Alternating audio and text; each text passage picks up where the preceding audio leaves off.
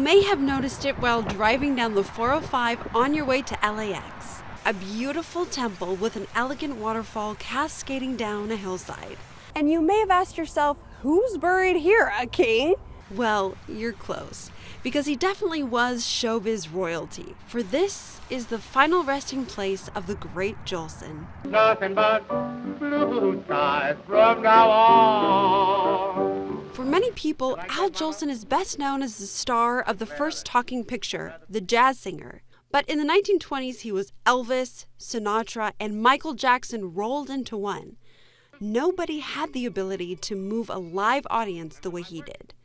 Even today, such stars as Rod Stewart, Tony Bennett, and Bob Dylan acknowledge his influence. He was one of the first people to put true emotion in his music. He was the first person to use a catwalk to be closer to the crowd. And he loved America, but his love of country came with a steep cost. Al Jolson was the first person to go overseas to entertain the troops in World War II and the Korea War. He got sick with malaria and lost a lung, and the doctor said, don't travel anymore. He decided to travel back to Korea, and he came back to San Francisco. Shortly after returning to California, Jolson suffered a fatal heart attack. His fourth wife, 28-year-old Earl Jolson, wanted a gravesite befitting of his stature. Beth Olam, the cemetery that he was supposed to be buried at, was very small and crowded.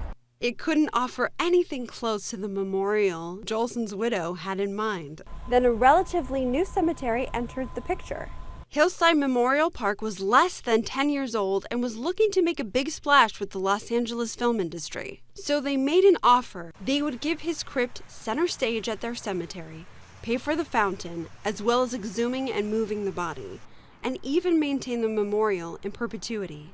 11 months after he was buried, Jolson's remains were dug up, moved, and reburied at this beautiful shrine. So if you do think of Jolson on your way to LAX, well, there's a good reason for that. The same legendary architect who helped to design the LAX theme building, Paul Revere Williams, also designed the Jolson Memorial. Just another part of the LA you may not know.